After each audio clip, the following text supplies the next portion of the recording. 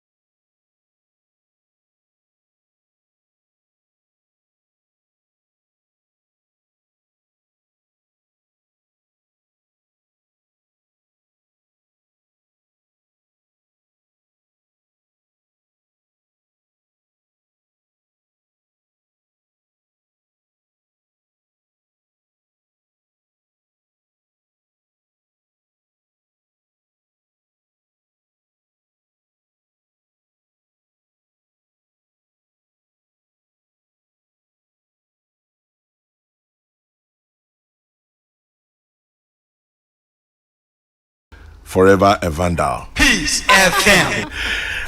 Kwame. Yes, sir. The exciting Kwame Duncan. Mame Franka Homo. The ebullient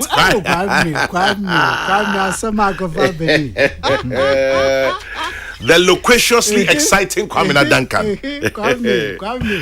Where they are not then? You're not going to pay your son. Amen. Amen. Amen. Amen. Amen. Amen. Amen. Dr. Kwame Asante. Papa.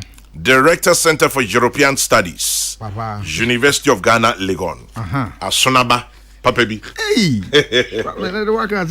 Yo. Hey, do go far away.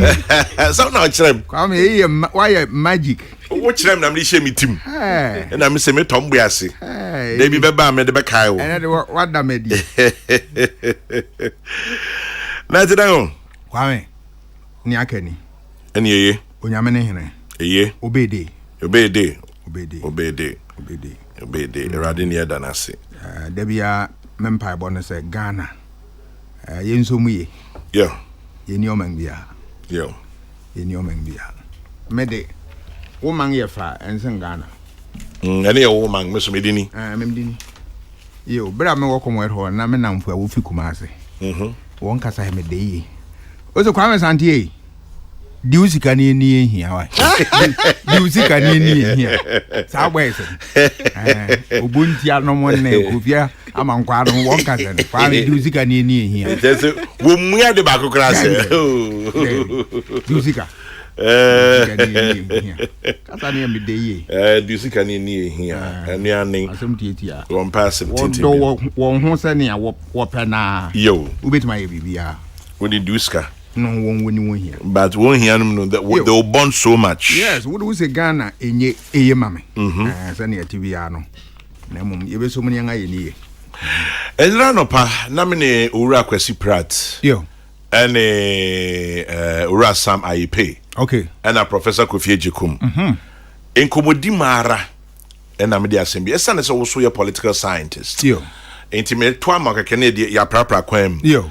Nra graphic editor of graphic obi asma ochiro krate bi wo ne woman ne graphic room president Kofo so aka wan asem da na opanyin bi o friend Joe Jackson no ye nkontabu ne sikasem ho adwuma ne ade won kasa no se ne rekọ na ye bisa say council of state yentwemu ana yen fi ho sikasai moyo man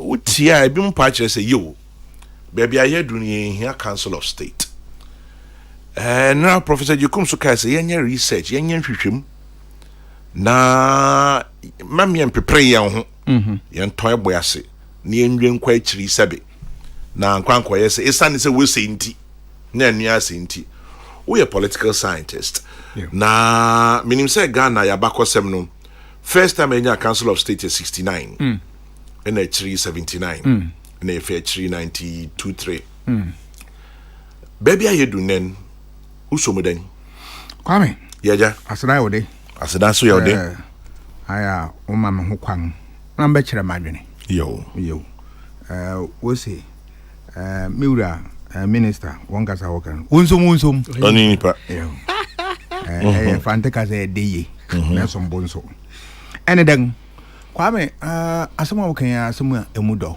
metie kasa no afanu nyina won a wo se ebetumi a anka yemongu won a wo se yenhwe nanka yenhye den hyem ne kra na yemfanya adwuma na me be kire madwene won yo madwene me de kire ba ko na me wo ba bi a Owura Kufuor won ehọ na me wo okay ene den second chamber no you Kwame wo hwe council of state ya won adwuma ni nyina no won adwuma ya ba ko se wo to for advisory body enunti wo ye won adwuma se ne se biara won asem wo beka kire ye nwura president bia ye benya wo menhu ha na se yen awie yen adwuma o sa asem de se ne ye kire yen adwuma won na obi oyo mampanin opa obefa opa mfa Kwame amanyo sem no wo ye wo mu se ye hia afotufo won etu yamfo da na da na wohwe akonwa wo friend ayi wo friend president na akonwa oteso na owo nipa bibiri a wotu no fo pa iyo meka abanga krachefo public servants bureaucrats hefo meka hina na meja wo hina se osi opa futu ya ne obenya mabro no so enunti oho enunti se sanso woku bi a won adwuma na se wobeye wonhwehwem ahwe ne mam na afei won atu abanfo nsam bi anoa megye se braso se etese saden ye hwe ne bio na me de ne hwe ne nyina me fama hoodin fi ne aganafo ahu na wodi hu adanse ye nhwe professor Fiajo committee adwuma wo koye nante Ghana ha ni wiase baabia bisa Ghana-fo won a waha ne amano ne se yedwen sa asam no yedwen ne dan na one report no wo hwa e kire yen se yentungu braso se biribi foforo kora afei ahwe wura kufo no yo mampanin mfie wotwe ote ne ete so ote bia o council of state mu ne ete so hu bia dan na ye wura na hu ne watu na nu mutuo se ebetumi a anga yenye ne second chamber na ostatika ya chemum yo na wo de yemfa ne se nansia akora no kan ya dan no wahu amene ye hu ye dan wate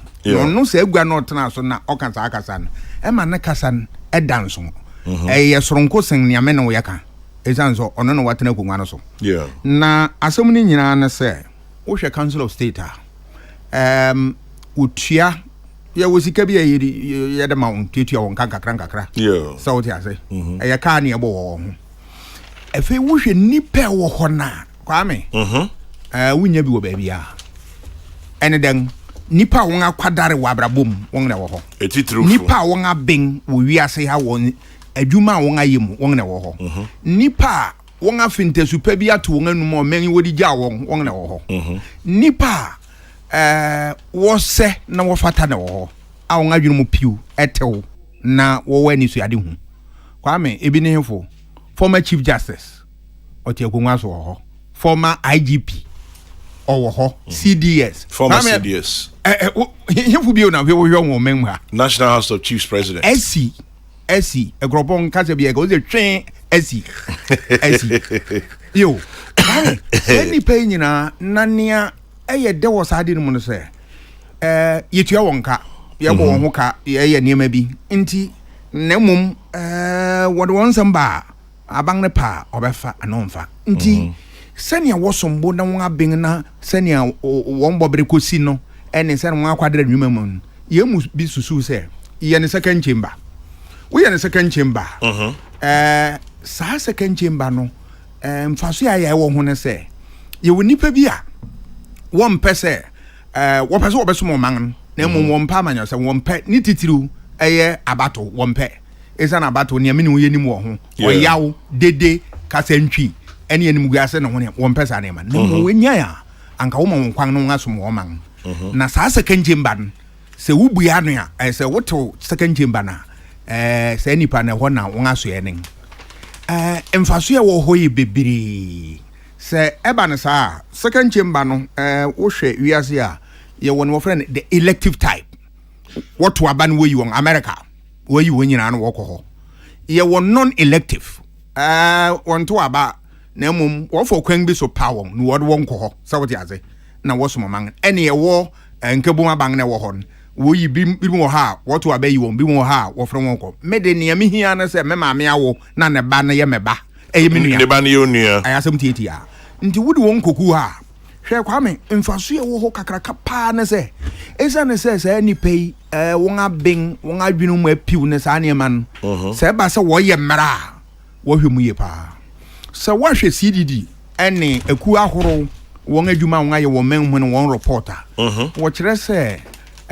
quality of legislation o wo men hu edu ba bia na mra ne ye no kra no SS7 baby to chima kakra atosin yi atosin kakra na unya sampanimfu ya wo be home egu sadenem wo be hye mukra fa ne sa mo re hye mra na ye nwura chief justice me ma me chief justice otima kwa me den na wo hobio esi opanyina nkasa ti hobi Yeah. Esi so what I say. Enunti more nneɛma bi about security na IGP wɔ hɔ, former IGP te hɔ. Former CDS. Former CDS wɔ hɔ a. Kwame, den na ohwe bi o. Na sam penimfo no ahoro hɔ. Wɔn abin yi a wonim sa nneɛma nti ɛma mmara no so wɔrehyɛ wɔhwɛ ne kete. Yeah. Afei wɔfrɛ ade bi a wɔ sɛ revision of bills. So wo 2 chambers na. Wo first house and low house na. Bribia no wɔn a wo first house no wɔde mirika na wɔhyɛ mmara. Esan sɛ hɔ no aya na mfe no enkɔsoro. Second chamber no ansa na obewura hɔ no aya wɔde mfi gyina hɔ. Wɔde mfi hia duesa. Ɛne achi ɛne ho nneɛma. Nti wobɛkɔ na onyin fam wanyin. Afei ɔben fam waben. Afei nimdie mu wakɔ akyiri. Afei osuahu ahyɛ wo matɔ ɛne saa nneɛma no. Ɛnu nti sɛ wohwɛ first chamber na ɛtɔre bi a na wɔn mmara ne yɛ mirika so. Na yirim de wodu ha wo de mmara kɔto wɔn anim a ɔhwɛ nɛ akɔnum ne tii ɔda ne mpa so na wahwɛ mu ɔde ne pen na esi so te sɛ ne me teacher Kofi Dra or mark nwoma o mark one line na wakobu anu nwoma bi mu no wasan ba bi o kwame o ma e a wetwa na chese wetwa mpa o ye wurade ba o ye wurade ba sɛ wote ase na saade no unya sampanimfo na wotumi hwɛ mmere no mu yie papa kwachi bechi sɛ wote ase na esan sɛ wɔn akwadere wɔ adwuma no mu nti ayɛ experience wɔde adwuma pa da bi na me se me kɔsra me papa wo madina me kwa na party da so wo ha we amanfo jonga na me say papa da na ko so a o se me ne wo mama ware edi mfishi aduasa adusia 60 yo na ene ye de bibi de kan ano me hwe ade na me sero na me say fane say sa meje yo hoyi yo na nsia na ne yire na fimu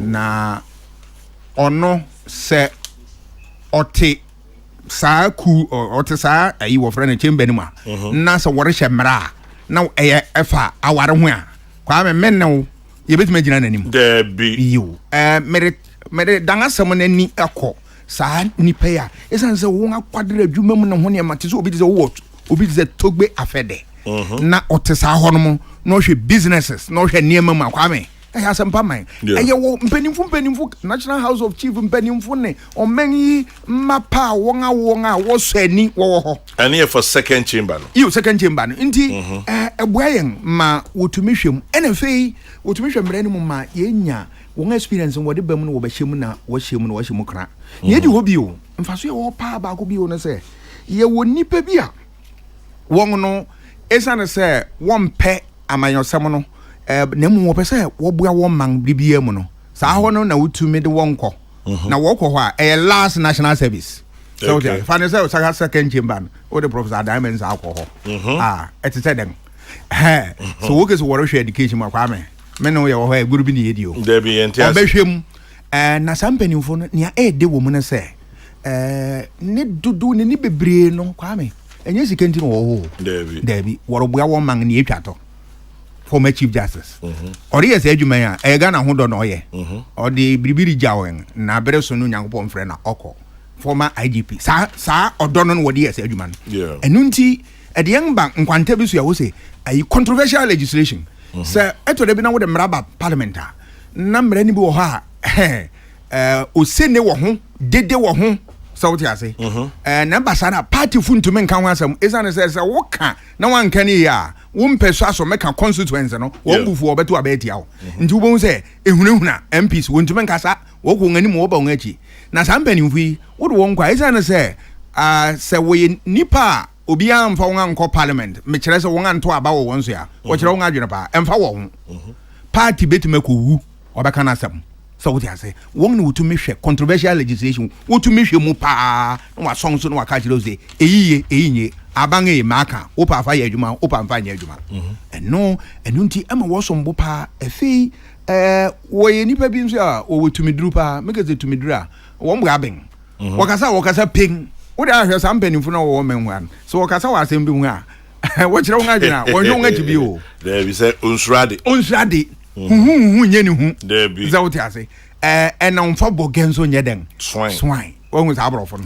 untumi money henya nso there be wo sipi wo sita na nia ya ehu hia ba ko pa won adwuma no se unse wo democracy mu a abribia no e yododo amemu South ase enu nti se bribi na ye ri sigiran wo so a ye hwe ne adodo no won na ye ngasi ginan na mum democracy no ne nkrabata ba ko no se wo rehwe ododo gina si no na wo rehwe won so a kukitwa no so wuriti won asam majority decision minority interest South ase se bien na te se wo balance say bribia wo hwe ne adodo na ka na eto da bia won a wonim se won anu nungwa mo ran kasa na mum wo behwe se o man no ebe sei na boye nyina won sa den na bribia no wo hia nipa wo betumi ahwe minority interest na say nipa na minority interest ye won asem no woni second chamber fo no won no mode when you ayi wo friend first chamber and ono he is always moved by political consideration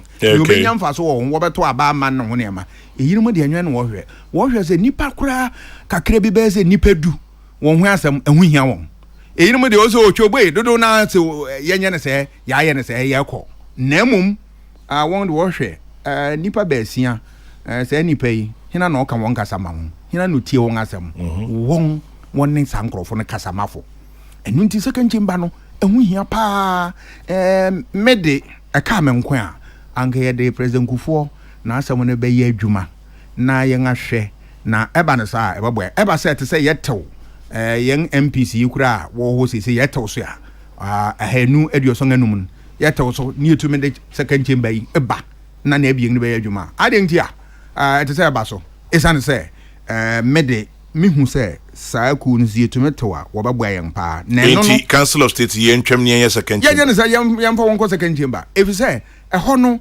enye won asema won adwuma wo be yen ebe ye mra abanpo ompo ebe ye adwuma koko so te ase efei wo kasa wo ho a esa ne se won akwadere won adwuma mu ne wonim ne wo ye wo kasa tumi so na ne ma ebu o man no wo ye wonya sa nipa na un say until 2005 na Britain one second chamber and okra wo friend House of Lords so what you say but what pass amendment be 2005 it is say your British Supreme Court so what you say nti enye ayi wo friend then the highest court of the land bill na mum a second chamber na mum wo de hwade ye ma Britain mo de mo betuma ye mo ne nyina ekọ ho power to delay bills edu ba bi kura bills no wo hwe na hu hia wato achi ne ba bi o se yi enso ani emfata enya hwe ye mfa ma bonten munkowu yaka ne peng aha wo hwe yen MPs a wo ntem bi to me ha won wo ndi nkomo wa den ma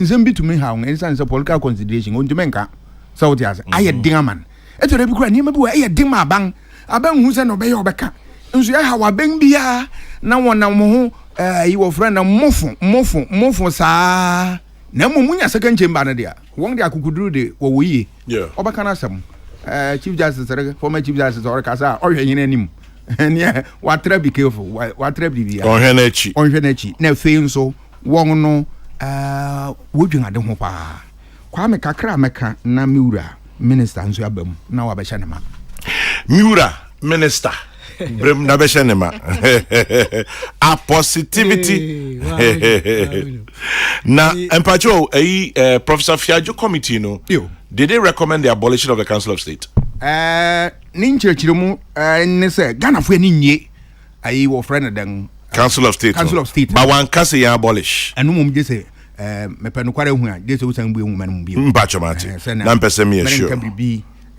enye no kware nse Ghana fo na mum Council of State na dey wo kan ho wo kire won adwene okay Ghana fo nyaa anga no dey sanctuary bill okay all right Kwamna why then we're discussing our own Council of State. That's right. And a pay chairman general. Yes sir. Mamincho son kokra na minchia wait for and pem can film from manto mfu. Yeah jondo Na enanum tise woche kweku ba ku anabe Bombay. Bombay. My surprise that may be my surprise double. Anabe micho na kwabna Kabila Bonfe. Yeah, Kabila and they went to Mamba. Micheche muina. Na kwa me apama me wo azo miche. Mate. Hwe Mokoda Bokoko, Ghana, Koko. Or no quite there, a man, a one which room. On yes, Akaya or man on Gotin, you as it now fancy a nine and which Koko, you as in akum. Na mama and which na yakum na muchuma no ko President Kufuor na Abeodo Oba Ejuma Oye Ndama kasa na on the Fourth Republic ana ya ka omana bakwasam nyina wa mambu ma yehunu bi da Kufuor bai odi bobu ade akasa 2007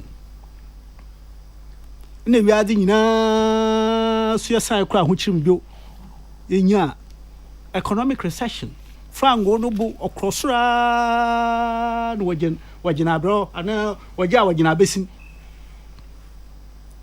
Ghana ahoche kakra no oba mabinum ogina nche kasa wo kan agunya suom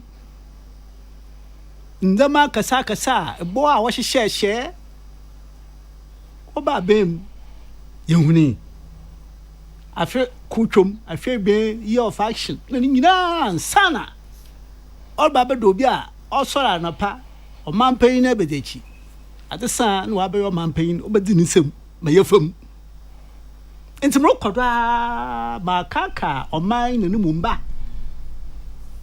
de mama ahoche na wa ba no no kwa na so ye be fim kwa bia do ye be fim impori mi ye no engineer shamanu mo wa be mi pato wa be mi de ma yemfa nhyehyemra ma yenkokan yenkwenyim de ma ban ipano ho a so far de padama ban ho de padam party ho a nya bi na kwa mi hwede o man payin dada wo ho no kwa akoto he bi he da ma oya asoro dafo oye ai court bata na da quarter wada saman kwa kadan wo injiri sabuchi hwehwema wo hwehwem ehwe oye summary of the facts among kan kakre ba bi also between 2009 coming 2009 this is a party that has freshly found itself on a platform of power. Freshly, a party that has freshly found itself on the platform of political power. 2009. Between 2009 and 2015, an Airbus defense company engaged intermediary 5, a close relative of a high-ranking elected Ghanaian government official 1, as its business partner in respect of the proposed sale of 3 aircraft to the government of Ghana. A number of Airbus employees knew that intermediary 5 was a close relative of government official 1, a key decision maker in respect of the series. A number of Airbus employees made or promised success-based commission payments of approximately 5 million euros to intermediary 5. False documentation was created by or with the agreement of Airbus employees in order to support and disguise these payments.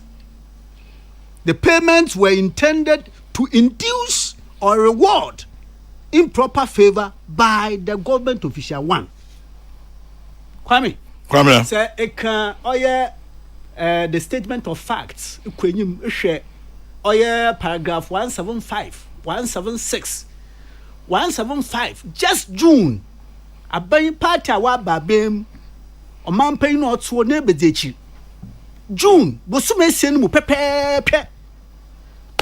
Na Airbus mpemfui linking with him na quickly create them ne close relative ya obey any business partner on no shadow the him shishena June odofo aritem in our prospect, constitutional prospect to be re-elected. The wako president mfana constitution man kwanda yeboto ababa mfana bro. Onu mpoda chi nyina no ye de mi o. Na sesiara also won fia na pe. Mfia na pe 6 months. 6 months. And he was the vice president. Kwame. He was the vice president. Yam fon to ma ya wonder hu. O man pay na bezecha ya wonder hu. And Kwame, I was happy 2 or a week or so ago, 2 weeks ago, when the story broke. Kwame, major civil organizations, CSOs, civil society organizations, that for the certain vice president we can vouch. No, they have all spoken. For the certain vice president we can vouch for his integrity. Nti mrekodo de oyama sadi de omamba na mokodo makaka. Yes, we have difficulties, but our salvation cannot and will not lie in the hands of those who, under this difficulty challenge, wish to present themselves as alternatives. Kwame Makan de Marion. I'm retail. Correct. President Kufuor Kasai. Unfortunately, on your full bouquet, on your full one. Na enje emu pieces enje mo yaze mo sankana bakakra mo dechi kohwe. Answer na able to me a full complete exhaustive discussion. We know just the headline because every headline or ban, and this is not the first time we have had this headline. Wakanda. Or then full blown thought on this matter. And so Kwame say discusser. Oh, American on the on paper the President Kufuor kind. It's part of his thought. I drink tre. And yo, I would wish we had the camera, the microphone before him, and taken through from A to Z. His thought processes. Yes. I see your point. Yes, Kwame. What's on there? So Jan Dama, Abia Mamrebake, or what it's him. But when you are Babano, on Kama Yahuni, Abia Maman can on Yada Okana Samu. As we na Kwame, I want to believe Osanda on kind of full one. The President Kufuor no suggestion of a second chamber or necessarily to cut down costs. Let's get it. I'm sure for governance. Men who be so a social media. As a Council of State, one budget touch our Greek community, and he doesn't give us the figures. Unfortunately, double check proves it wrong. Yeah, Kwame, amazing. There's 10 people can go. They throw, quote unquote, maybe some dignity they have. The society may wish to look at them with. That look, I occupy a certain niche. Even though I don't support this government, I have always been a supporter of the past government, and I wish to continue to speak for them. But Maso Muwo Nimizibi, dignity be. They throw all of that to the wind, to the dustbin, and speak. Council of State, one just salary, more one allowances and privileges be. Enable them to do their work. Them Kwame Asasa Antikan, or you're purely advisory. Now, unfortunately, when this matter even comes up, I'm just imagining how they feel, how they look, how they feel, because these are very distinguished Ghanaians, nationals. Yep. I mean, in their areas of public service, I mean, par excellence. Another who can do par excellence. Par excellence. Correct. And see, discuss the man. I wonder how they feel. And again, being seen in public Council of State members, and even to some extent could even be embarrassing. Maybe I there. What there, war cash be, and now what Jessica be. Then, what you mean, na suma was that war mine. Now, a constitution or in the queen or there. Yena, one you may do. Now, I'm from where members into our office. If some of them, sure today, we will leave offices and when stay there somewhere. One project. Now, you have their meat being chopped left, right, center, and all of that. But it does not also mean that it cannot become a matter for discussion. And so we can proceed and discuss. Now, Kwame Damramizin Kankan, I shall say there, saying full-blown thoughts of President Kufuor on this matter and try to help a lot. Because see, Mayanyum Oya Senate and the Mayanyum House of Lords, even though you have the judicial portion carved out to now constitute the Supreme Court of Great Britain since 2009, they still remain the House of Lords, the second chamber. Kwame, Senator Yenyim wa America. First, by one Article 1, Section 3, clause, Section 3, Article 1, Section 3, on who focus on the Senate. Kwame, first, nama in there, all your states, the 50 states, no one legislatures. The states, they have their state level legislatures. And one we elect every state to be either equal basis. State to be 2-2. To elect one, no constitute or your Senate.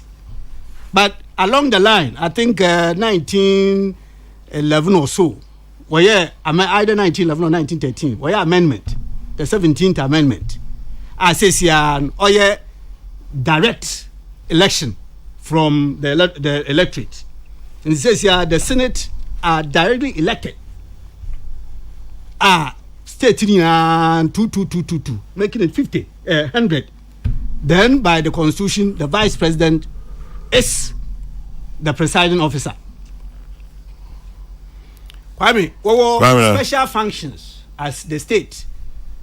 Were nominations of federal judges, including even Supreme Court judges, they vet, as we have it here, and approve or disapprove. And many others. Say, House of Representatives. So, open a impeachment process. Now, trial. When they have gone through the motion for the impeachment, Senate in a trial, proper trial. So, we saw what happened in the case of Trump. And so they have certain special rules will play. But one wasn't election for 6-year term. The 6-year term, they have a certain allowance. That heated the House of Representatives. And also, Astagan, 2 years. So we had the midterm elections. But on the whole, it's 4 years. And see, a certain space in that level of partisanship as you find in the House of Representatives. But that notwithstanding, the partisanship is not missing at all. It's very firm in the House of Senate. It is there. Very, very firm. Now, then you ask yourself, in the environment we find ourselves in, are we going to have, and yesterday some questions were posed, you're buying an elective, and you're an elective, you're buying appointment. But, Kwame, here, Constitution, Article 1, also sovereignty resides in the people. Sovereignty. Oman pompon. Nitumin, ojina man funu womu. And how do they express their sovereignty? it is through elections. And it cannot be that Kwame. We will allow unelected Peace and for them to be making laws and rules for us. That is an argument that will be put up against the idea there. One point one. Because me and all in age assassin in a 2 minutes. Oh, yes, no better man, young change, I do not. Ebo kweke you be a young to about man, young Canadian airpen, Mon will be joined by Yambra, another honorable winnow, another honor, over delay, another honor by reject. It will come up strongly against the idea of appointment. A kind of when you are Genobi, a bonidin. Go back, Enyo. Na a very quick one, Ozaka. Ozaka young common home. About a Council of State in the Justice Professor Fiajo's committee. Na also the white paper issued by the government at the time, signed by then President John Evans Atta Mills of blessed memory. Just a quick one for our own Obeka edification. Also, first issue, composition of the Council of State. Government does not accept the recommendation that members of the Council of State appointed by the President should be reduced from 11 to 5 with respect to an advisory body to counsel the President in the performance of the President's functions. The President must have a significant say on who can best counsel the President. This is in spite of the fact that the Council of State may consider and make recommendations on any matter being considered or dealt with by a Minister of State, Parliament, or any other authority established by the Constitution. It follows that government does not accept the increase in institutional representation that will be filled by the reduction from 11 to 5 of members of the Council of State appointed by the President. Then, government accepts the recommendation that the Council of State should be maintained as an advisory body to the President, Parliament, the judiciary, and other institutions of state on issues of national importance. Government also endorses the recommendation that the constitutional provision that the Council of State should independently select its own chairperson be retained. All right. Yeah. So the government by the white paper goes for the status quo. Yes. Yeah. Fantastic. Want to maintain the status. Yes. Kwame. Yes.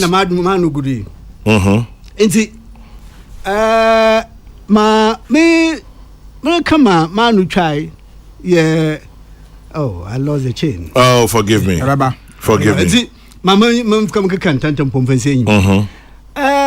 if you home, Kwame, the House of Lords. House of Lords, it goes way back. Minister, Mamen Kyle, what did you see, baby? I would say, conversation be do baby. Nkrofo say nipa yen to abama won. One of baby. That's right. It flows from article 1. Fantastic. Good. Me chanti Kwame. Oh yeah, some man for baka. Na in our environment today. And again, so obabaya elective so.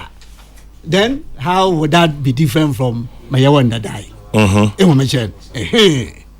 And see, that said on that point. Now, Eba or your House of Lords. As I said, it goes back, way back, I think 11th century or so. Now, it is also from here concept of Nanabiro. They had what they called the Magnum Concilium. Bisabrewa. Yes, which they called the Great Council. And the one I do the when you do, and now would tell the when you on the what the two Ken no for. And the House of Lords, and that's where it came from. The Magnum Concilium, the Great Council. What to Ken no for? And the the archbishops, the bishops, the barons, the abbots, the earls. And it was the la creme de la creme, the very top. And so you didn't have the commons there. And Sanechi, you had also some from the shires, from the boroughs, but they wielded a lot of power, influence. The British governance system now, has come from feudalism. The owners of the land, the masters of the servants, and all of that. And these were the persons in the what constitute the Great Council. And they had all the influence. And Sana, if you may call it parliament, in a way, I think about 1295 or so, if my history is correct. 1295. And now, what was called the Parliament of England. And also for a largely dumb representation.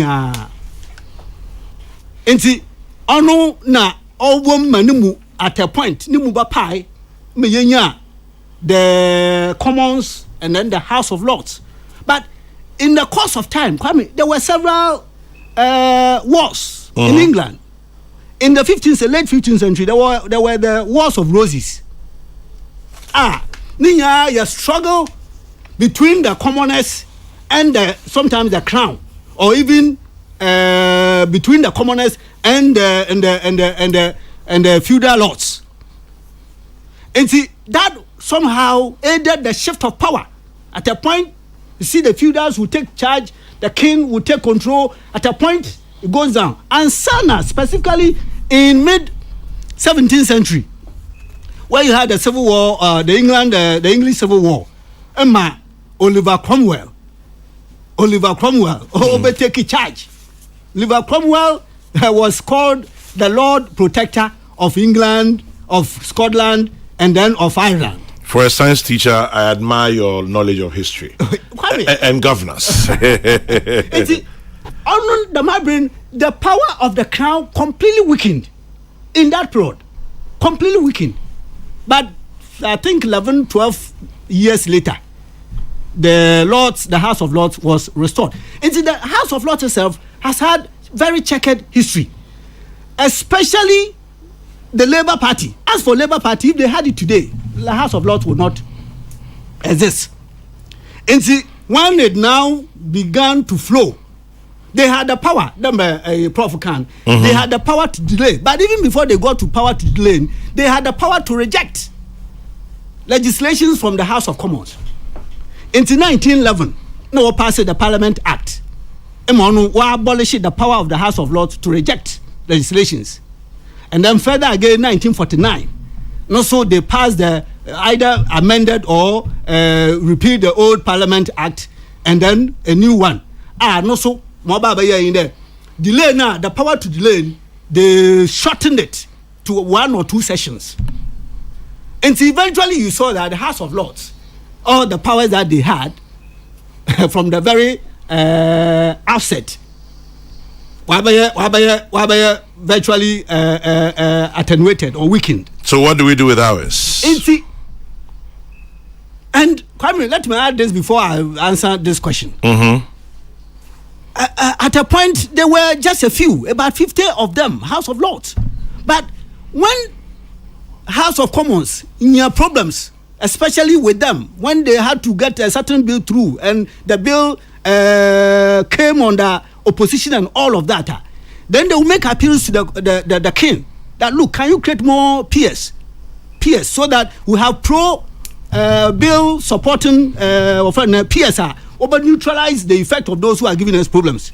And see, from 50 thereabout, you have a huge number of the House of Lords. Now, specifically, what am I driving at? I'm driving at the point there. Kwame, the second chamber, so it is one that will require virtually redoing of our constitution. Okay. Yes, redoing of our constitution. And Samusha, the crystal ball man, I can't see how in this charged environment, you have a second chamber, you have a car point, one and one, and you have all manner of groups coming up that, look, we also deserve our reps to be in the second chamber.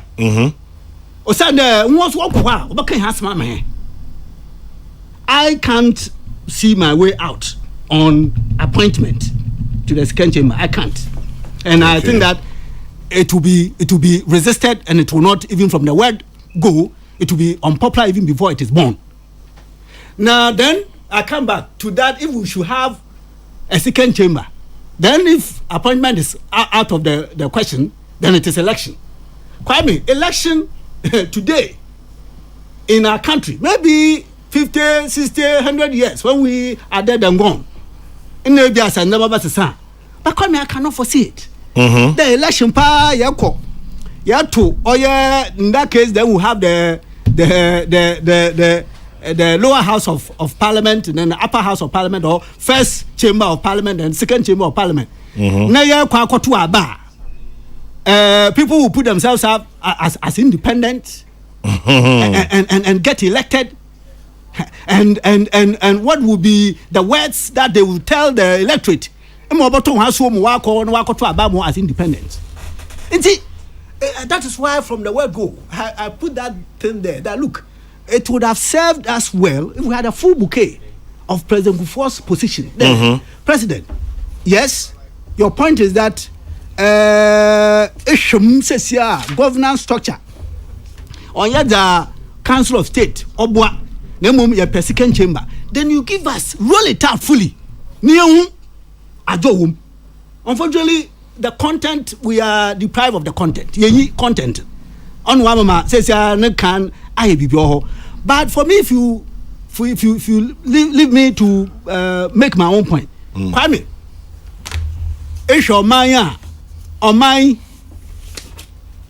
na nkobata ye atemuafu ye nwa wodi bana wo ye executive na mbrasha begwa na the coercive power of state, yiwo anan enum fiwa omana nkasan yewo yan nananum kitika sum yewo ekwan ya fado a yetran ansa na kosi banyiruba ma ye bobiru orsesa oni ahemfo enti enhihye a the oye the drafters of the constitution share in the look, these are persons who have been at the very apex of their public service, the very apex. And see, Oman pay not one. Oba oyambra semwa on to Mompano on Pobi on Kabisa or before for chair Obia no chief justice. Na Birba no war office or say gum about some no bay no bar no yan day. Opakeguna swum. Say yashe oya obia oya IGP police is some. Now Kwame, without our police, I wonder how this country can march on. Inti openi ono na watna ai wafa na kokono sor onye mo okro do fam nyina owo mo botu mu aka kire na ma eja Kwame asasa ntake ereka oya soje djuma ya do tinchi a hayemfo India forum adibiara or ha ho at the traditional level or your traditional council so or your divisional level or even the chieftaincy institution proper when now far or the cover far could do or your national house of chiefs enti opeyina ategome enyim ahindi na mayetumi ye de boa o man ne kanko iyi no re ha he iyi na so man say ye adwun bado aboboa enti ye so ya bo chidom ko kaka hu na to president for. As for them, they will do their bit. Kwame, as for them as members of the Council of State. And what is also critical here is that for every region, you have a representative. And they said, so what should we do? What year? Nanimzia wenya. Nasa was able to present for. Oh, yeah, the way you feel man to him. Feel man to also ye you be a oje her name. Ah, no so onye mention on you the mister say. Or so ye a wo man told moon was suffered to be on your shesha or say one or some more call na de into so occasion or what 50 man to Musuya soon has many more continue just the same for all the other regions. Where do man what by yet? One for twin what two? Number my dear be saying there. No what to for what young where you man ɔmanpanyin no so afotu ɔde kesi dan ɔde yɛ dɛ yɛnhwɛ no yie dɛm a na ebi a we may be expecting something more from them than we have actually constitutionally mandated them to do.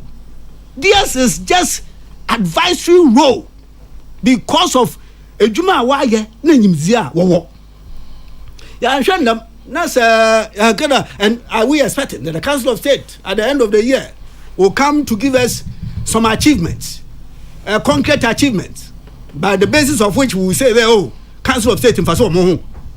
Sir Kafandama, eti, ituma wada shon under Article 89, ituma wada mohwa de, hey, Benfuma Yuma, Munim from Munim Morkodo, Mumbat Nanam Fumfa, Afutum Fama, Mampain. Hotman. Tetaba kwame oze show wesi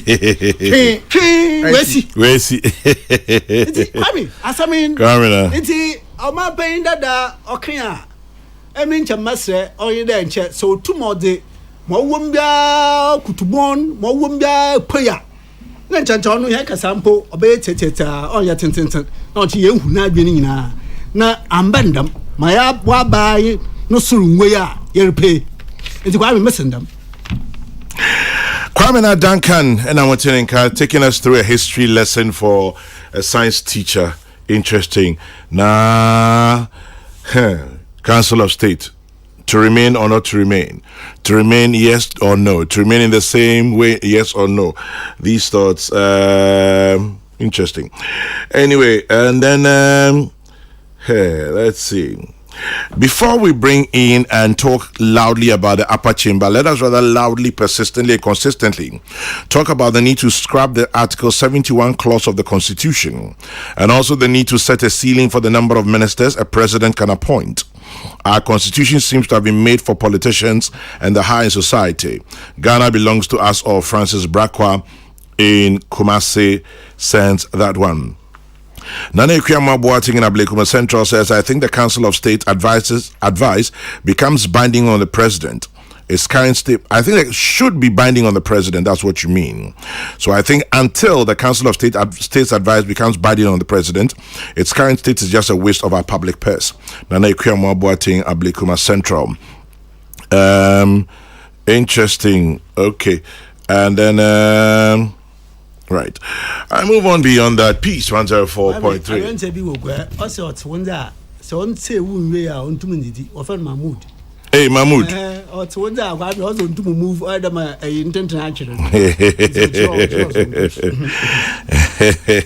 Mahmoud Michiano pay me that sana papa.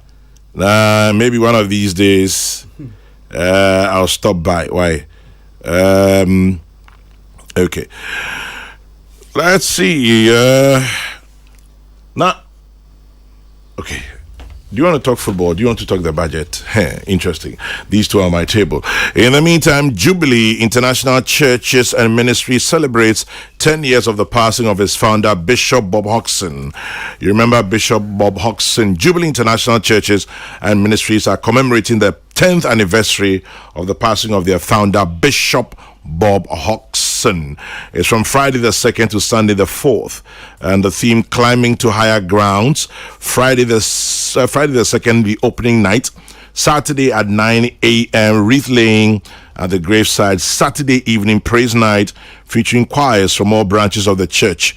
Climax is on Sunday morning with the ordination of new pastors and graduation of students from the Jubilee Leadership Institute.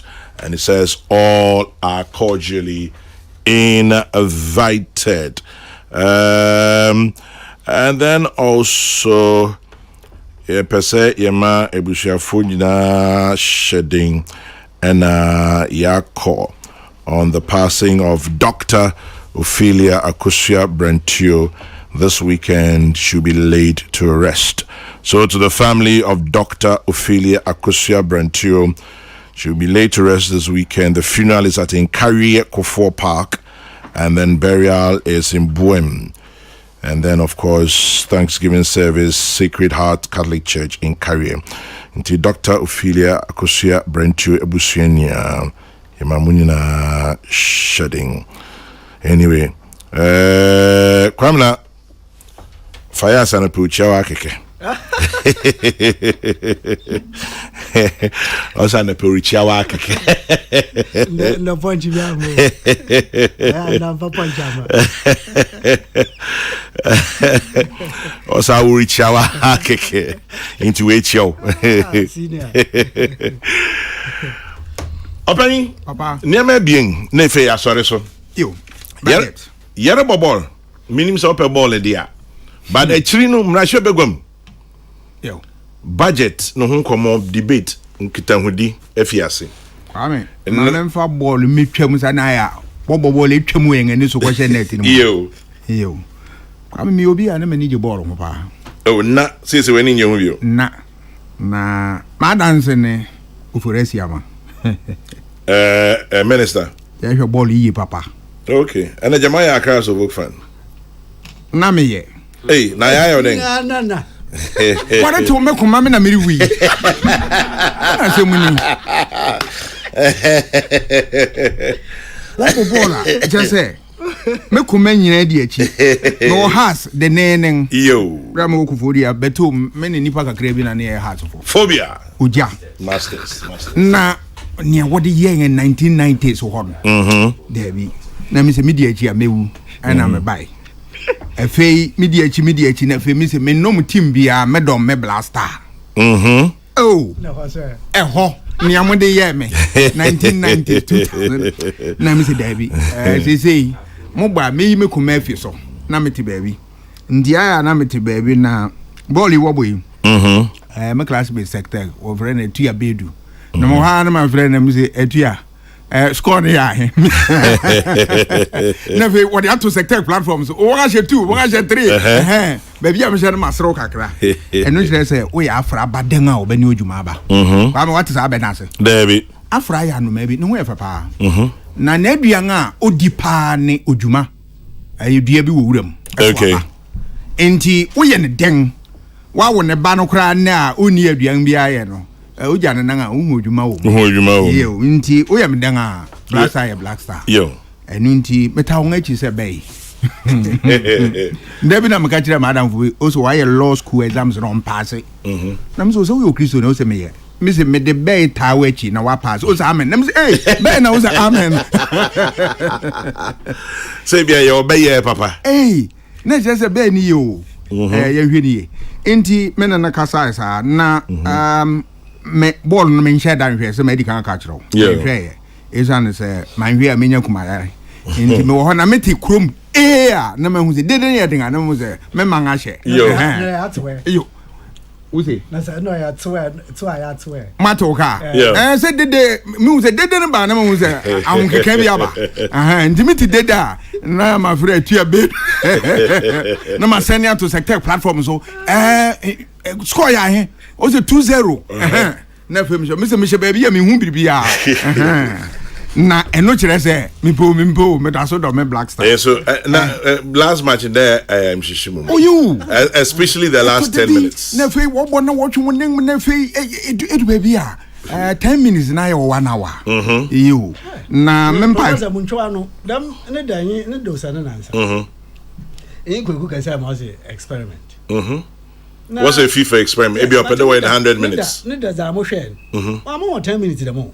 Dam o my no da we zinka first half or more 5 na second half and what the 6 account comes back to the 10 minutes but here first half or more 5 and the second half was how the 10 referee crime ma 10 na pa ho 11th minute no stop here it's why me say 10 minutes now I can yeah baby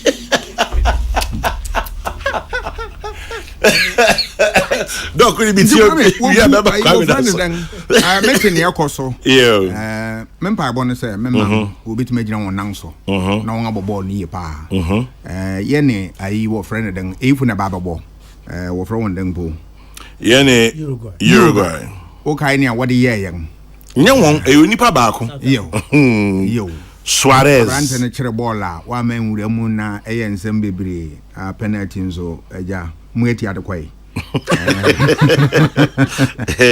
dano kwame manidi na afi minim se ye no mbehia owiemo osumo me did is nkunim be yende ayempaibo na mebo na mesre say bonga ball no wonfo se nyoyo eto da bia Ghana ball wa she go back na fe na has for work and ame na fe okonachi wabani ni mo the ball afanity so what sa mempesa aden what is one share to so ne enko na ya yemu bi wo ha yenku magu oje bi so na enyo me je de say coach ye na adwuma na players nso wo ye won adwuma nkunim de be yende ye bebo na yanga di nkunim ane yehwe minim say Suarez no team na ne team ketwa na mum usura wuni wudi nsuro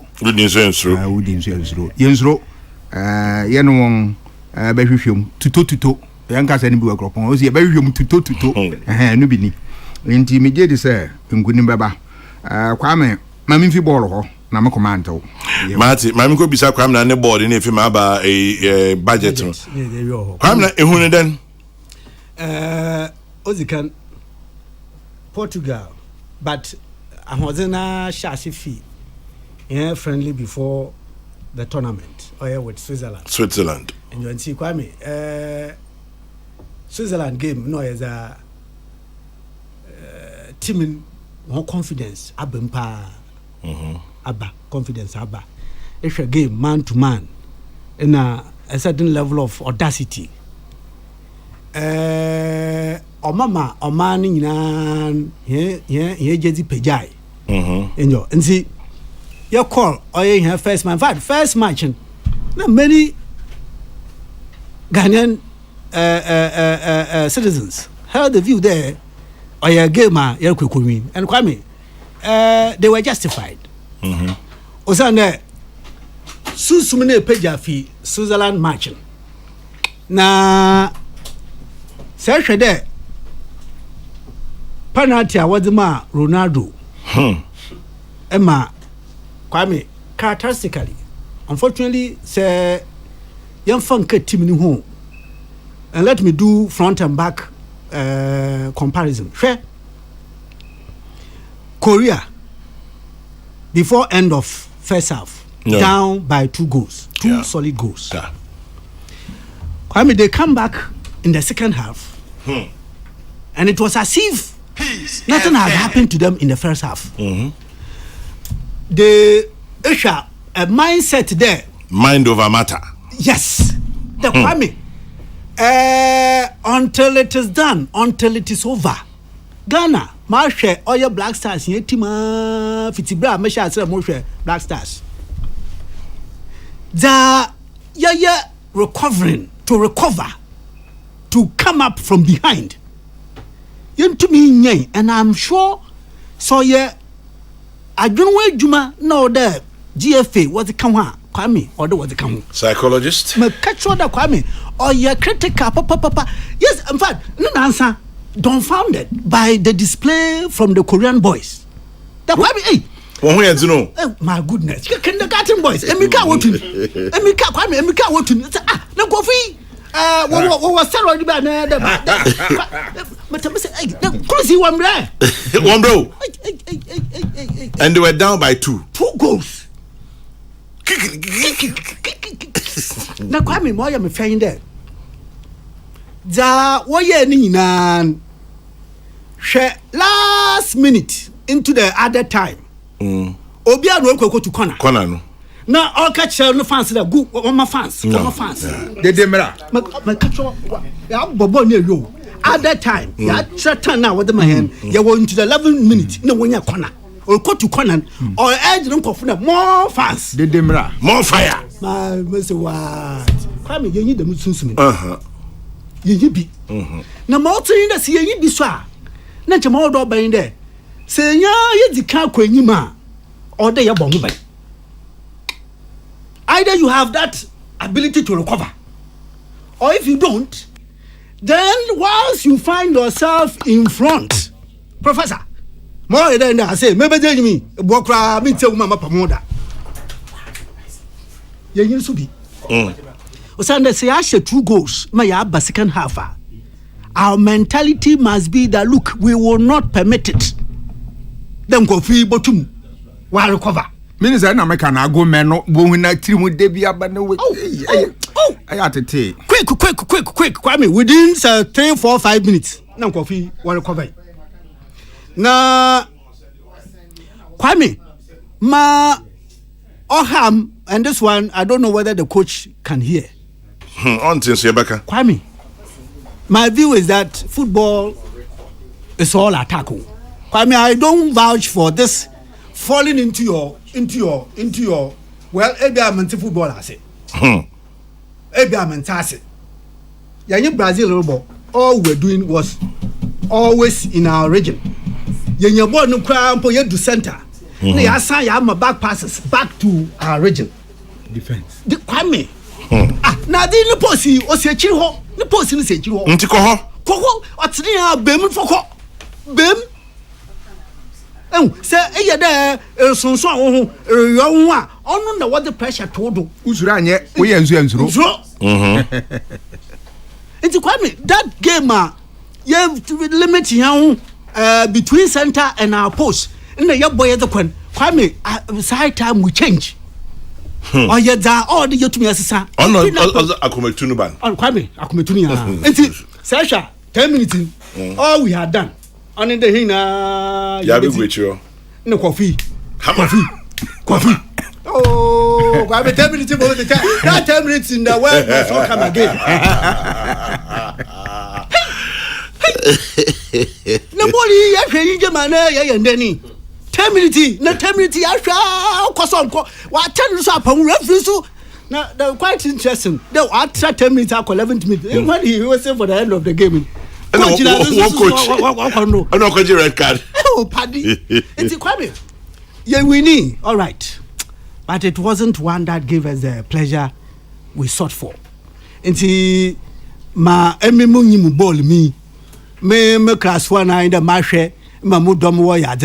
The style of player you would draw into our 18. It doesn't help. And we open up, they succeed, they win. Let us also open up.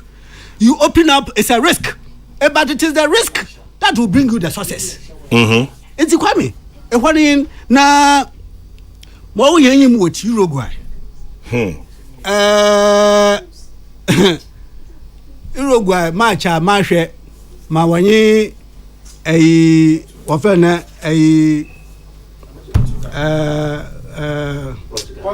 Portugal. I'm even though they lost to Portugal. 1 year that wago characteristically South American countries in where did when ya ball. No when you make two when you stars when Lamweshi na Lamweshi be more when you mean and see Kwame empire never teach na akumaso ide de chi ne fende chi na so or them Mufaman just in quotes, yeah. Quotes. When you walk as a Kwame, kada look, you are capable. There must be somebody there, and you have been hammering on this there. And as a team, we need to have all those who matter. Yeah. All those who matter. I'm wondering there. Say, can you and then you pour one on yard or today. Kwame, you set the person up. There was one lady saw a fake there. So what's a Saudi Arabia, sa coach. Onye no kofu shedem na Mosia. Onye fake. One coach ni. One coach. That was at the point can also play a Ghana coach. What friend? Have what friend? Harvey Reina. Kwame ewe Mosia no sa. Also what Pierre when you mess with picture photo. Yes. Yeah. Kwame you can do. Question what's him? Na man summon no here. On Shishahon, at the dome, on Common name. That's all that we need. But otherwise, you have brilliance also displayed by our boys. Yeah. But no two ways about it. But another graphic, headline, kudos or appropriate. Or appropriate, but even though it was a teamwork, but kudos showed a class of his own. And I don't say Moma Oban. And he didn't name himself too much. oye chere in Brazil oba second in Bamin chere was all over the place. But then that 1 year 2 bia oye for a starting. I mean it's one person I also trust in his strength and ability. Oye is it Kojo Chere or Kofi Chere? Kofi Chere. Yes, very very good. But it was a little anonymous in the substitution. I have hope. Say ye kodo yenya kasapacha ho hwa adwunum bo wafana sunsum papata which and let's all unite. Yemfa is yemfa mpapema awom bia wo man pontunche yemfa adwunu ko akomako nkura wa ya nkabom wodi mbarukutu na yemfa nta hwechi na I wish they bring the car, but even if they are unable, that's what to be quarter and semi-finals. Manchester City are quarter. Next step, or they semi. Repeat. In 2010, you quarter. And the Kwame Sama Patch say repeat quarter numpa. Not this. Yeah, that level. Yes, yeah, be. But we will wish there ultimately can be. Who never does it. So there a red cup. Have a cancer. It's a man san command that. Nature never done more. Could you go to move for you? Ministers of Babu obedient to the baffle. Obi ono munso. Also them done I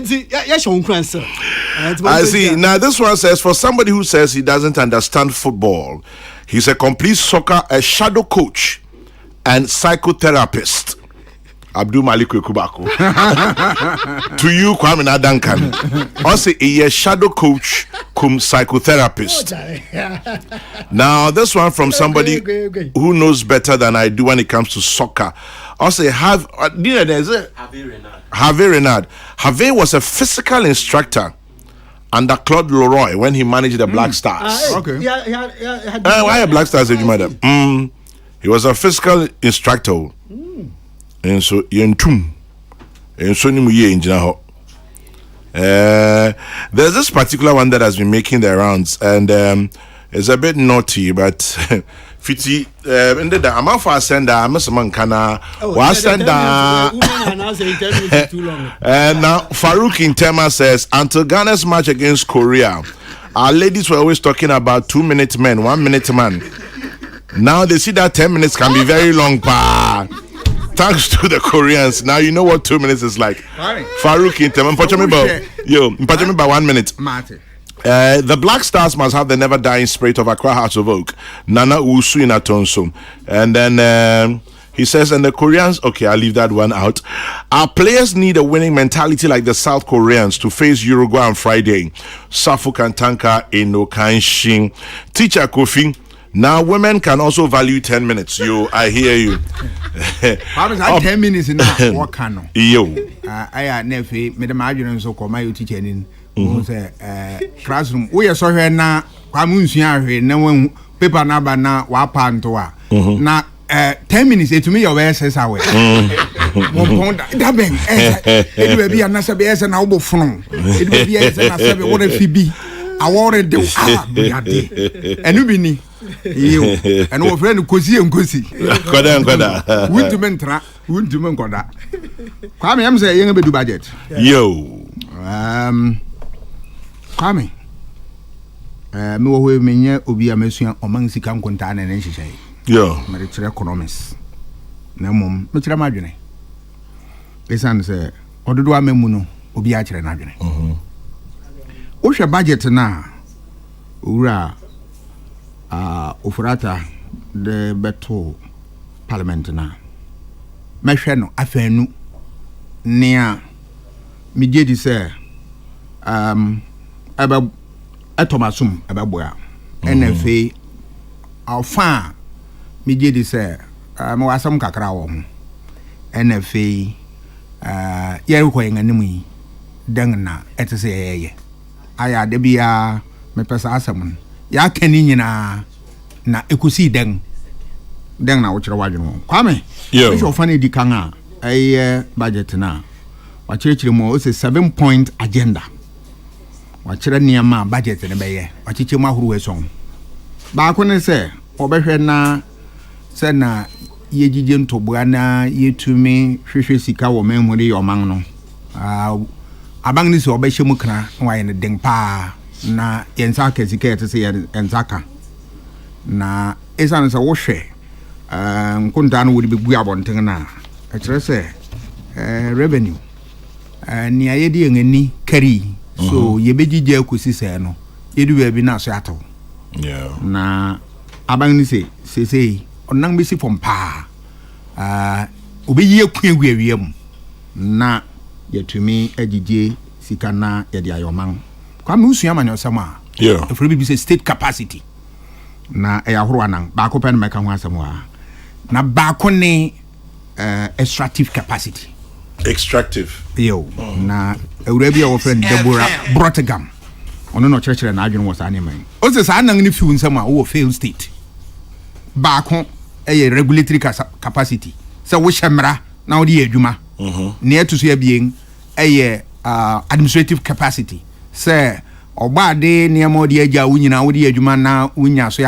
adepa wonya adepa bi fi mu ne ɛto so abiɛsa ɛyɛ extractive capacity sɛ wotumi gyigye ntoboa na wode yɛ ɔman wohwehwɛ sika wofoɔ kwampa bi aso wohwehwɛ sika na wode yɛ ɔman ɛna afei yɛwɔ technical capacity ɛne dɛn sɛ woyɛ policies programs na wode yɛ ɔman no saa nneɛma yi nyinaa fi wo nsa a wadu fail state na yɛnhwɛ ɔman yi abang no se ɔbɛbɔ mmɔden paa sɛ ɔbɛgyigye ntɔboa ahwehwɛ ɔkwampa bi aso a ɔde bɛnya sika na wɔde ayɛ ɔman me a meyɛ ɔman ba ɔman ba no ɛtɔmasum ɛsiane sɛ akɔneaba na aboa no de nwene nti abang se ɔbɛhwɛ na wahyɛ mu kana mfomso biara ni ho na ɛto so abien ɔsɛ ɔbɛhwɛ na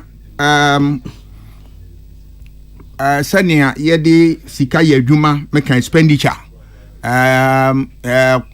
sika ɛte sɛ yɛde yɛ adwuma na yɛhwɛ nneɛma ɛte sɛ yɛtuatua sika wɔ ho no ɔsɛ ɔbɛhwɛ na adane kwan mu na wɔn ayɛ niye na yɛngatumi anya sika ɛte sɛ yɛnya no ɛfisɛ kwa ame sɛ wohwɛ budget no mu a wakyerɛ yɛn sɛ sika ɛyɛ revenue nea yɛde yɛn ani kari ɛne nea yɛnyae no ɛkyerɛ yɛn sɛ yɛn anya nea yɛde yɛn ani kari sɛ wohwɛ ayi wɔfrɛ no dɛn a na ɔkyerɛkyerɛ sɛ saa nneɛma no nso bebree no yɛ nneɛma bi a ɛkɔ ɔkyew ne nneɛma bi ne nea ɛwɔ ɔman mu ha ɛne amanɔne yo meka internal and external factors ɔsɛ afei ɔbɛhwɛ sɛ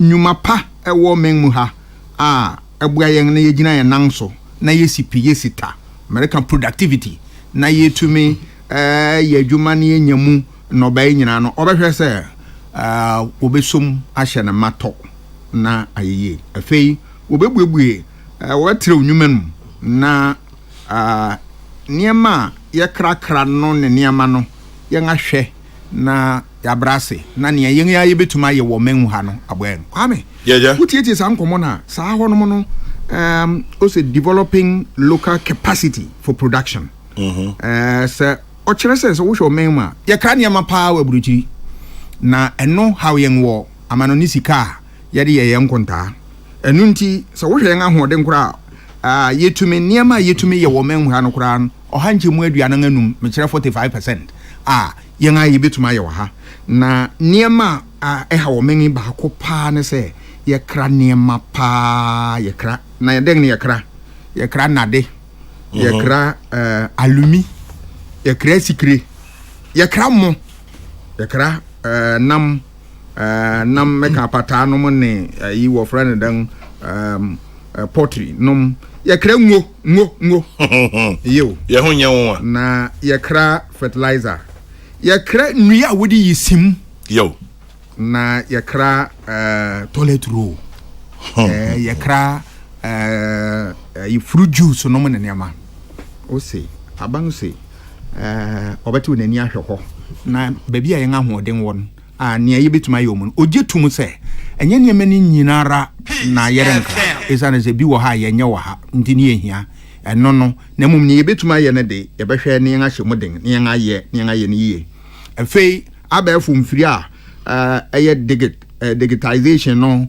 ehu adwuma no obema akwa akiri yo ade ba kwa wo kan ye me de ba kwa ye niema wo behwe na district assembly no wo de agigegige ai property rate no mo ne sa man asem papa efe yenhwe Ghana Cares Obatampa program Obatampa yo won kasa ni nyina ko gina se efe wo behwe na nsase bi won adi hu dwuma mankrofo na won atire ku adwuma mu na won ahye na ma kwame nia oye kuya na ohye moden oho sa hon na urade wo ene den onyankopon ba den oboye ngu kwem na yetu yen anin yeso mu se ye de nsa be ya adwuma ene neze ye bedu ya no yo no ndu be hu man a won course yen ba bi onyankopon bo wo ngu na hwa na wogu nti obo wugu publicia wo hu se wentuma mpia pono a na wo da so gina ba bia wo gina enti o man ani ko na ho no ne ye me de ne se kwame yen ateno men mu ha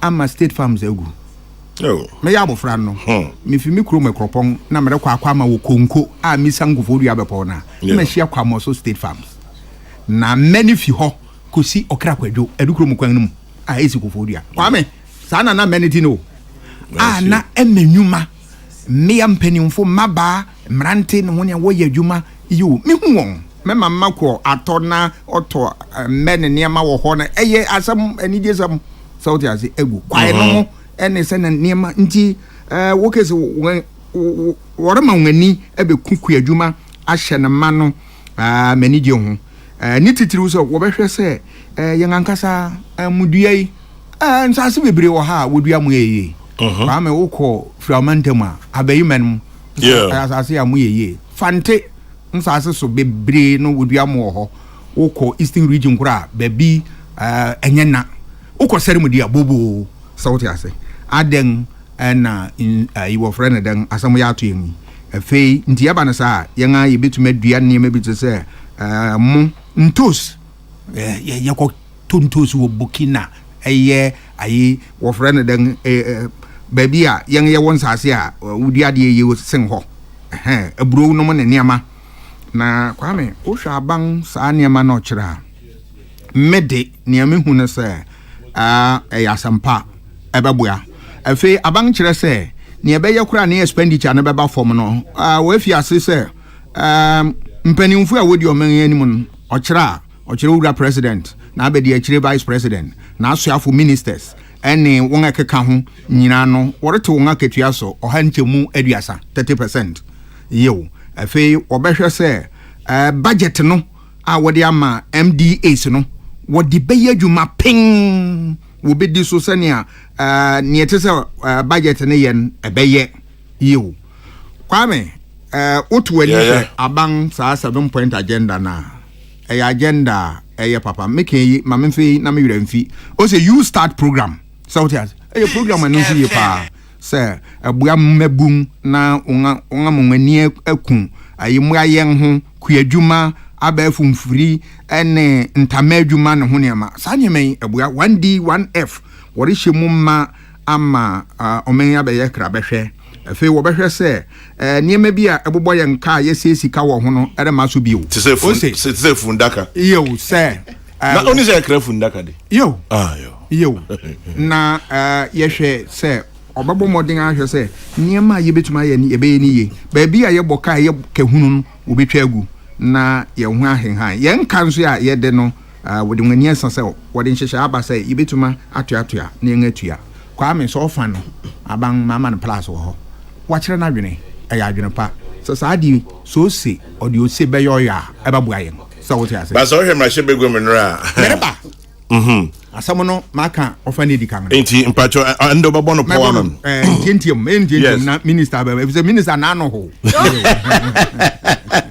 yo na no kwame yo me hawa me wona se bi se nia yenwura yi bekeka wo parliament nyina so da ban no hui nyem me mfa mani nsam imura no ma me nyimfo na mfa mra aban aya aban na aban hu ne da ban so what you say if say nsam ni bi wo ho a na nkrofo aka kira aban antie yo ene den e-levy aban se obehwe na afi to no we aba 1% me Kwame Santia me wa he bra wodi 11 komo bai no menka won a wo se wontu akora me se dabi na mumu minimum economics won minimum economics a kire se wodi gina ayi 0.5 ba 1% a ebe ye ho be hen han nti na meme wo ho sa aban fa meto aban se dabi obekọ 1.5 1.75 edu baby also 1.5 ehọ na me nyina ho if you say me as a student of politics me jetum say it is aban nyokwan bi obetu manya ntoboa no de ayo men eno ni what are you friend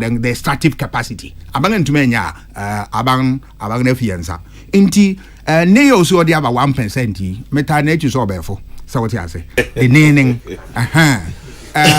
me say na say be ya ba wa no pa ya kasa ya kan e de eno na metwi ni ya de won akwa na wo de ne ma bi wura na ninti ya tsasa na say nkrofo di hu nkomo say we 1% no we threshold na fi wo nti eba na sa be ha we hiafo meti ase na me so me nkomo ba ko ya we echi ni say kwame sa wo di wo friend 100 CD threshold no de ba afi wo be hu na obi Adang Diabruni aye na 95 on say 100 obese ni 95 na banga nya sika no nyan nti sese ni awodi tumu bia no we yi kakra fi so me ehon enhaw me eba wo ayen ehon enhaw yen efi say etisi ejetum me jetum say bra ye wo mu abraba aye den osuto fo ma aye den na mum etisa banga adwuma nso koso enu nti kan tete aso ye na ye kan na banga nten sa time sese we jatum better late than never many je sa nkomo no ho nti abanga besi ho badu bi sani se da ban no hu so otie ni aye kan na se otie na superma anke ye medua na mum wa ba ye gina wa tu many apanyin lawyer bi na medi twem na we wie or say it is so sad to hear Dr. Kwame Asante talking about Kwamoso at this very moment that I'm driving past the former palm plantation. Yes. I attended secondary school in Kofodia in the 1980s and remember vividly how all that stretch had palm planted there. I also went on agric excursions there. Today, all that stretch of good farmland is covered by weeds. Yes. Very sad. Yes. Anyway, me kasa ne nyina me bono to na ma irritate ya na me wuraba saa ne me se me hwe no fa foforo no ensem abien one indiscipline and two failure of public policy so what you say wo hwe saa dia ba ko ya wo ho ye corruption so what you say omenyi ekoso pro ne niama wo hwe sika efuma say yesi ye ho kete ne ye de nensi fom yi a sasika efa yensem gu fom keke ko wura nkrofo kotokum ne wodi ne wose woda bo chele sa ne man nka babu ayen yiso ma e so wuye sika corruption ma eya ben ne aye kwagoje wo IMF yo so tiasi ye hweni ya yenko bio a waste wo should auditor general report e waste yensika fa yensem gu na ye hwe sa de na nka yesi wano ya nka yemfa ye medua afei yemra yemehwe excessive expenditure. Osha, Ose, yes, say sika bebre one year maybe abang say or the numbers form say no I and say that bang na bang who's asking me. Yangaka abanganti. I am the say nay we jatum also the way juma on the nancy form on for senior. Also fuel allocation. Ngrofo de petrol na what the yenya what pen when yama what so what better so what mensing no one and when yama some papa. Na mbise bio me question ni bio abang da ben na hu sa asemu sa wote ase da ben sa de no emwa yen ye if say ye hwani ye na nka ye ni ya nka babu foreign travels akwantu ayi tutu ene nipa bi a ente sa nka ye mo ka ho na wo ka ho na the bills man abang so behwe sa ne man nyina na sa ne man nyina ye discipline say yetimi hu say abang adwuma kwame say nkrofo nya petrol abang ho a we use ni kako esa nse nyo no oto na mum se wo na woto na wokọ na wodanwo kwa me se wo tesa akasa wodanwo e show red na wodanwo etere bi na me driver na me ka kire ekosia bi se ekosia me danwo adanwo ne me danwo se wo ti as wo kota wanu dano ababa bi koto 1000 Ghana gu ne me say na no demosun na me say o mu say na ten say ya bank coupon no de amawa anka wu use na wo di bi che na ye bahat na wo de aniama nti sa ho no o say no diaper I your friend hampers ene diary no mo ne niama kwam sa niama nyina hawo yen hawo yen na mom ne me de abanka se bi okan o so obehwe se emo ho niama bi a wo benya no wo betumi ama one graphic communication for ayen wo de be ye paper bi ama paper to ne ho niama anwini adwene mudoni so what say so that bribia no ye moka hampers etore bi na bro nya redua me hu hampers ni bia o nze na meti ye so pa eso se meti me hu me say na niema wom eyi se ebo manka enkusi hwe se ye discipline ye nkodu ho efei ye nhwe o se foreign training kwa me me de saka say ye me de isa na say me de maso aben Ministry of Finance na ubehwe bribia no na omeni ye train nkrofo ye won ko no akọ training a ye betuma ye du ha me school ti say legon bibia training bia open ye de ba ma wo aya womra na okenkan budget na wo kire say niema ni bi wo ho no won University of Ghana kura be dia pam na won aye ama universities e wo men mu anyina no obiara ye capacity a ye betuma ma training akoso na sika ye benyan e wo men mu ha team bi say abang sanka wutwa wani hwe sa time na anka emu ayen na non critical project o se huhia wo de yenso mansa na ho niama na eba ba bisi niama bi wo ha a yeye kwa me wo hwe cathedral me minchi cathedral na bra ye wo mu enye sa abere ho nkomo ye bebre me minchi cathedral na mum bra wo mu enye cathedral bre okay. Who is dying that we need a cathedral to save his or her life? Just by the way. Me chere say ye woni ye hia ye ansane aye ne afata. Ewum adepa oye your man ade. If you say mem mako President Mra me reporter office of the president President Kufuor time. No me call Ivory Coast cathedral or Yamusukro. I mean musanete and ne kaka. Na mum bra ye wo mu yetumi de anansi so ya ebabo ayen. Kwame no me nyamedi twato no ye public policy failure. We ye political science of Friday be public policy. And then aban nyuma o de be babonten o de be adwuma na how ye de atua no eno ne public policy. Na wo hwe bia akọ etia ye na wo so wo hwe economy a ejina ne nanso ya ne nkrabata ba akọ ne den inflation. O man sika nkonta ne nhyehyɛ ne fa bi no wo hwɛ sa ho no ma sɛ hokotia wa wawu asamaba na utie yewura minister na also Russia Ukraine and how young covid no kware na mum kwame berere man ho kwan efze mi wura na no ho sɛ wo hwɛ inflation figures what's the kwame na wa ɛwɔ Africa ha Ghana Nigeria bribia wo bisa no ka se oko committee na ni wo bisa no obi bisa ni se won hwe Togo won hwe Cote d'Ivoire no ho ne ma oso eye won sa French fon so won konta akora isa ne se won hyehyɛ ye soronko ntimi je media no to njan na me hwe ai anglophone ntimi hwe Ghana Nigeria Gambia Sierra Leone Kenya ene ho ne ma kwame yen ne yende wo soro pa eno kire se biribi ko che wo yen ha na me de masum nyina be wie se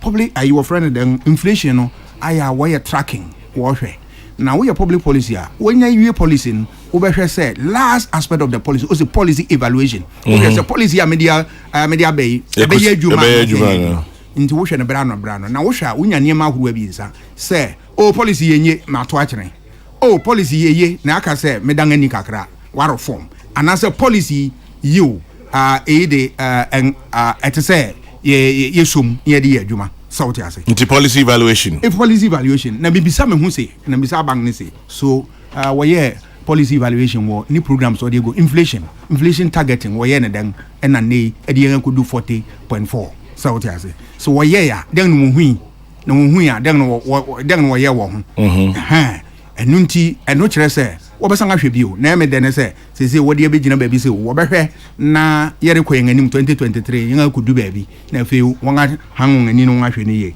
enu ne ade ba ko efe wo hwe debt sauti ase economy bia ekoso no na ekoso ye ni wo hwe ka mode ene se ne mutua ene ho ne ma ade di pefe se ye de na akosoro na den ne farabai sauti ase policy failure enu nti den na ama faili no etese mpanin trans no wo hwe efi I was president and cabinet. No waba economic management team. No waba ministry.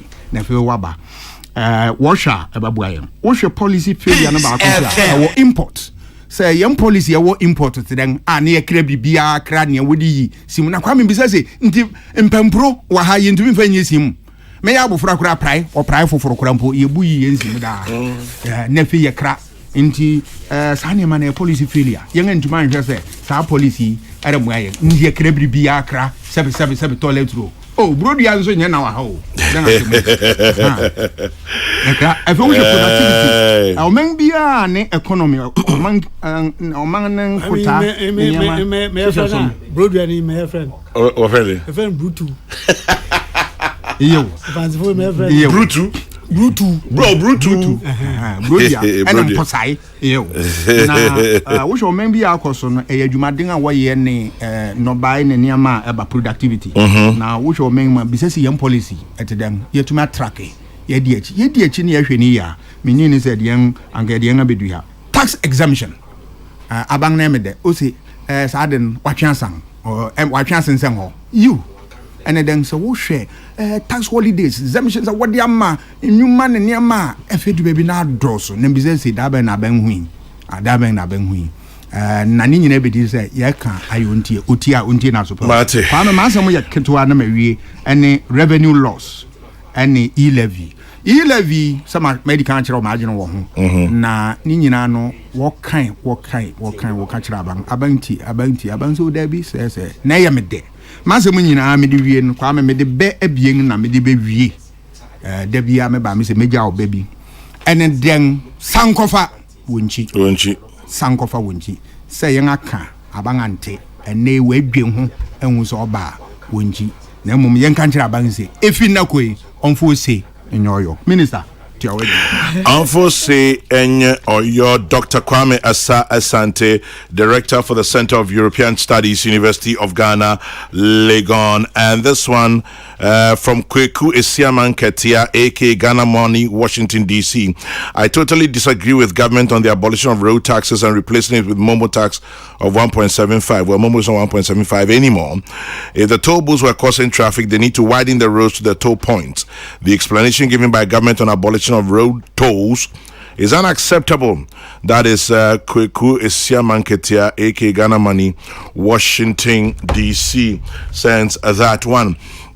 Now, tell Dr. Kwame Asante the time for the cathedral is now and not tomorrow. The government is making all efforts to cut expenditure. I beg government to reduce its appointees as well. Ken Dollar in Kaswa.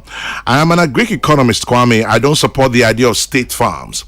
In a country with high unemployment, if we're thinking of making agri-business a source of employment for the Ghanaian, particularly the youth, then state farms is not the option. Plus, they tend to be inefficient. Kwajo Ahodo in Sheffield, UK.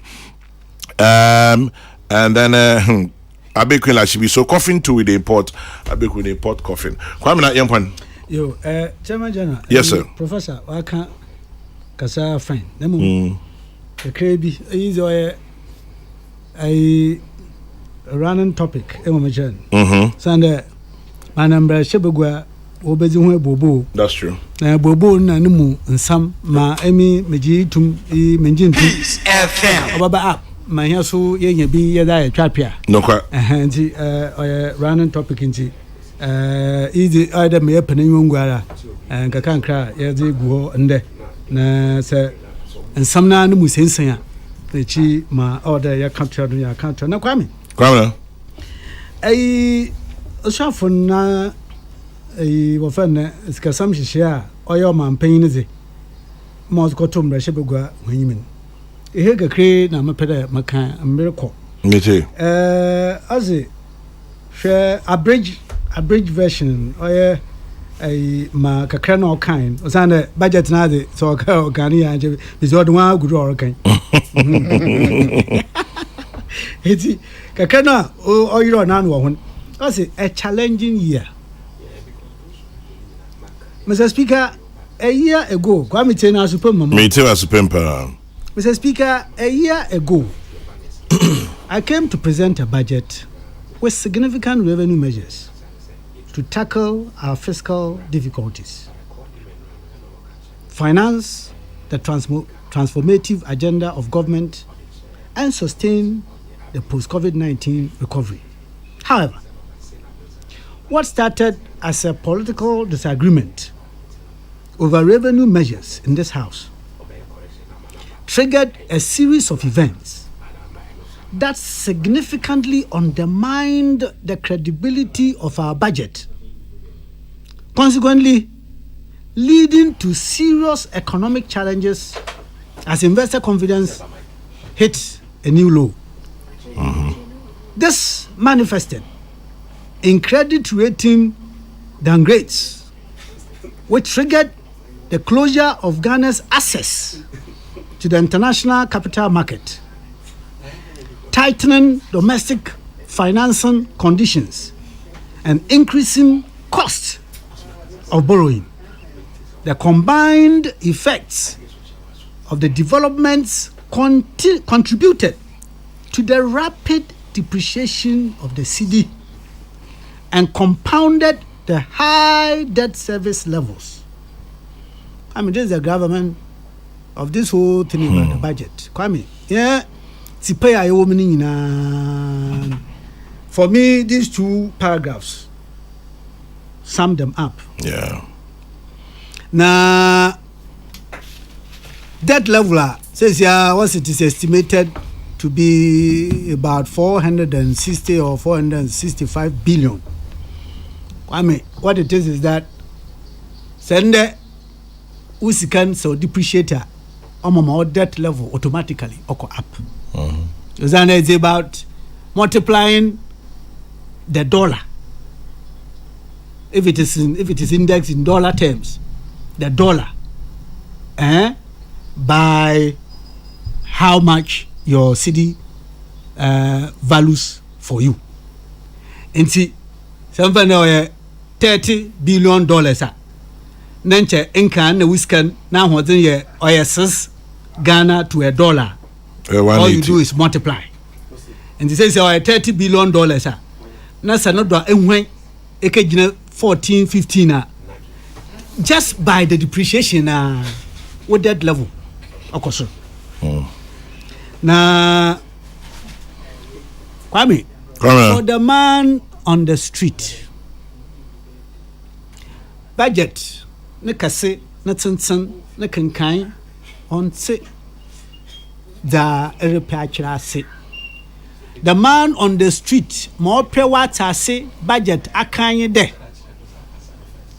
Sidia ogiteni se mo de kwa koto dokon oye anepe dokon kasen motumi katina fom odi mo sonen eyimbiri so so kite sidia okwa nensan kadam dokon non katina fom mondi nonson ma onka bande dokon oboto na anapan adeba sam obokon na dokon sidin de kasen akaya dokon numgumwe ebe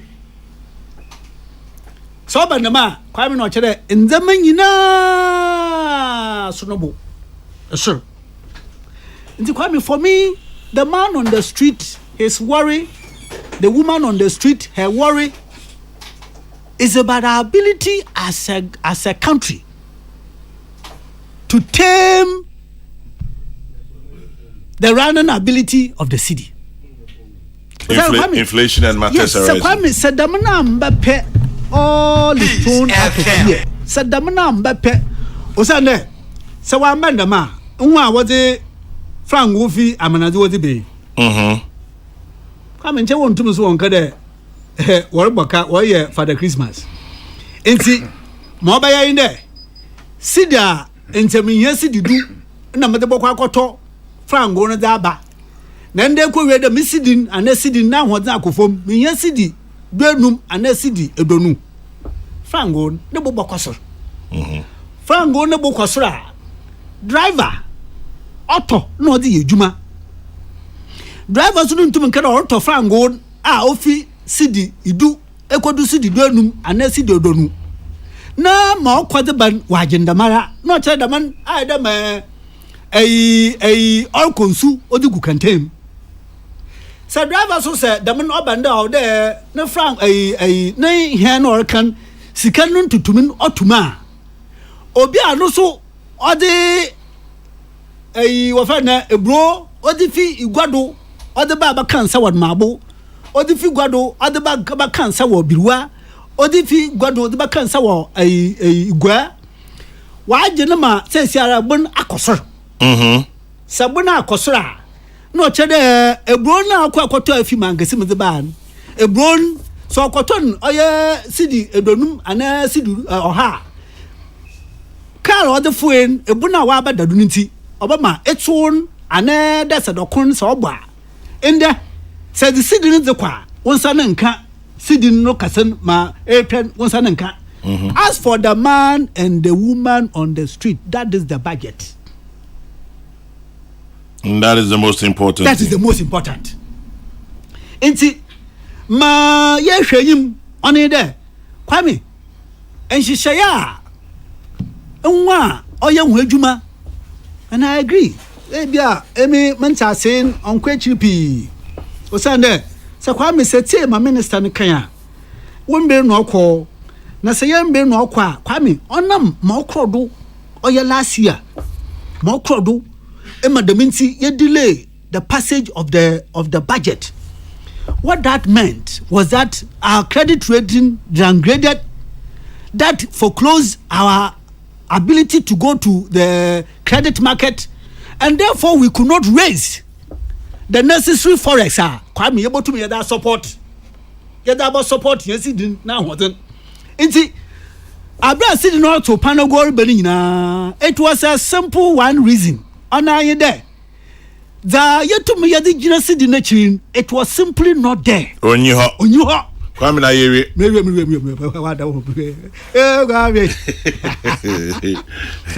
That's it. Mr. Speaker, our inability to access the international capital market meant for the first time in our administration, we did not have the needed foreign currency to complement our forex earnings. We have had to make strenuous efforts to meet our import bill, which exceeds $10 billion annually. What that means? Only the Kwame. But the Yadiana Ghana Funya Yadiana Yadboko and Kotojo Fum. Mampemfu Wajayan Ebia is a cemetery in there. Or Pamukutu Kweku and San will to cheerful. Or Pamukutu Kweku. And sana we to a break cheerful. Come on, I there. Umbar or what chance, Monsieur? Now punching, opera bedi. You don't go sacking that punching face. What to do? On it there. Umbaran nedin can this baby here and sana abapam or ya a break or pum kutu kweku and sana we to a break cheerful. And see, my majority working the minister must go. Mawanye president at all, and I don't believe the president have known all this while. Is not one who will renege on his word, not at all. That would mean that, in fact, he lacks credibility, and I wonder whether in the larger eye of the public, that the president will be that happy, enthused to be tagged as one who lacks credibility, and see. Says yejina a critical point. Thank you. Oh, Kwame, yejina critical point. My mesre, and you there. Your majority. When you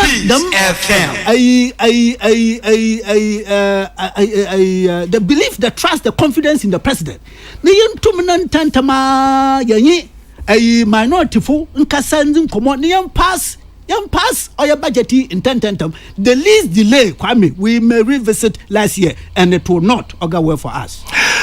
Kwame na Duncan ya pamukutu Kwame na ye to abreach for Inti Kwame na Duncan ya dana say Dr. Kwame Sasanti open asuna ba da se no pay ya da say and birthday wishes to Mr. Blessed Rexford Kwesi AC open yamin shra it's your birthday today Mr. Blessed Rexford Kwesi AC the entire Dukrom ekwapime busua was in Yankopon shra afrisha po Mr. Blessed Rexford Kwesi AC